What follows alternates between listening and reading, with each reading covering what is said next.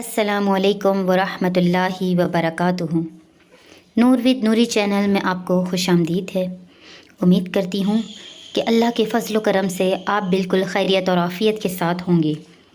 हज़रत बायज़ीद बस्तामी रहमतुल्लाहि ताला अलैह फरमाते हैं कि मैंने अपनी माँ के आगे हाथ जोड़े, कहा अम्मी तुझे राज़ी करूँ या रब को राज़ी करूँ, तू अपने हक़ मुझे माफ़ कर दे, अल्लाह को मैं राज़ी कर लेता हूँ। माँ ने कहा जाओ पुत्र मैं इजाज़त देती हूँ।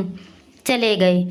जंगलों में ज़िक्र व फ़िक्र में लगे रहे, तन्हाइयों में उसको याद करते रहे, दिन रात ज़िक्र के चिराग रोशन रखे। 12 साल गुज़र गए हक़ की तलाश में। एक दिन वापस बस्ताम के करीब से गुज़र रहे थे, ख़्याल आया चलते चलते माँ को सलाम कर लूँ। दरवाज़े को दस्तक देने लगे। इस ख्याल से हाथ रोक लिया कि सारी ज़िंदगी माँ को सुख तो दिया कोई नहीं, अब दुख भी क्यों देने लगे हो। रात का एक पहर बीत गया है, सर्दियों की रात है। माँ बिस्तर में लेटी होगी, तेरे लिए उठेगी, दरवाज़ा खोलेगी। दरवाजे के साथ ही लग कर बैठ गए और सारी रात काट दी, इस ख्याल से कि माँ को तकलीफ़ ना हो। जब सहरी का वक्त हुआ तो अंदर से जो नाली आती है, उस नाली में से पानी आया। समझ गए माँ तहज्जुद के लिए उठी है और ये वज़ू का पानी है। फ़ौरन दरवाज़े पे दस्तक दी। अंदर से आवाज़ आई, बेटा बायज़ीद मैं अभी आई। माएँ बेटों के दस्तक के अंदाज से जान लेती हैं कि ये किस बेटे के हाथों का लम्स है। 12 साल बाद आई, दस्तक दी, कहा बेटा बायज़ीद मैं अभी आई। माँ की तो निगाहें दरवाज़े पर रहती हैं। अल्लाह अकबर। माँ ने दरवाज़ा खोला। 12 साल जंगलों की खाक छानते बीत गए थे। परागंदा सूरत, बिखरे हुए बाल, फटे हुए कपड़े। जब माँ की नज़र मुझ पर पड़ी तो उसकी चश्मान से मोटे मोटे आंसू टपकने लगे। उसने ऐसे हाथ फैलाकर कहा, ए मालिक मेरा बेटा बायज़ीद तेरी तलब में निकला था, तूने अभी तक इससे अपना कुर्ब नहीं दिया। हज़रत बायज़ीद बस्तामी कहते हैं 12 साल की रियाज़तों से जो कुछ नहीं मिला था वो माँ के उठे हुए हाथों से मिल गया। मैंने कहा मालिक मैं तुझे कहाँ ढूंढ रहा हूँ, तू कहाँ मौजूद है। तो मोहतरम नाजरीन, माँ बाप की रज़ा अल्लाह की रज़ा का दरवाज़ा खोलती है।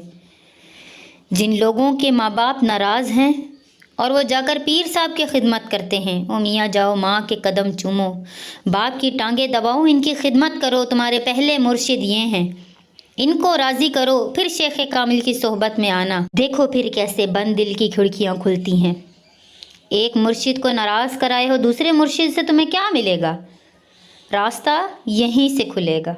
वालिदैन को कभी नाराज़ ना करो, वालिदैन को कभी दुख ना दो, वालिदैन को कोई तकलीफ़ ना पहुँचाओ, और वालिदैन को भी चाहिए कि अपनी औलाद को अपना नाफरमान ना बनाएं। एक बुज़ुर्ग फरमाते हैं कि मैंने अपनी औलाद को 30 साल हो गए कोई हुक्म नहीं दिया, अभी तक 30 साल हो गए कोई हुक्म नहीं दिया। मुझे कोई चीज़ चाहिए होती है तो मैं बसीग़े अमर नहीं कहता, यानी पानी चाहिए तो पानी दे दो, तो ऐसे कहता हूँ कि प्यास लगी है। तो अगर वो समझदार है और ख़ुद ले आए तो अच्छी बात है, लेकिन अगर वो ना लाए तो मैंने उनको हुक्म दिया ही नहीं, अमर ही नहीं किया, तो इससे अमर की मुखालफत ही लाजिम नहीं आएगी। तो 30 साल हो गए मैंने अपनी औलाद को हुक्म नहीं दिया। अगर उन्होंने हुक्म ना माना तो ऐसा ना हो कि वो नाफरमान हो जाए, और अगर वो नाफरमान हो गई तो पल्ले कुछ नहीं रहेगा। तो जो औलादें माँ बाप की नाफरमान होती हैं वो चाहे हवा में उड़ें, चाहे वो चरख पे झूलें, वो ज़मीन पर गिरने वाली हैं, कभी कामयाब नहीं हो सकती। और वो वालिदैन जो अपनी औलाद को नाफरमान खुद अपनी वजह से बनाते हैं, वो भी अच्छे से सुन लें। जो माँ बाप की खिदमत करते हैं, माँ बाप की दुआएं लेते हैं, वो औलाद खुश नसीब है कि माँ बाप की खिदमत करती है और उसके साथ हुस्न सलूक करते हैं।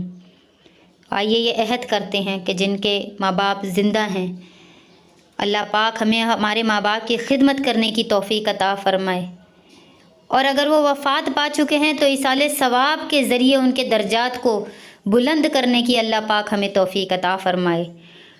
इस वीडियो को शेयर कीजिए, शैतान को ढेर कीजिए। जज़ाकल्लाहु खैरा। अस्सलामु अलैकुम व रहमतुल्लाह।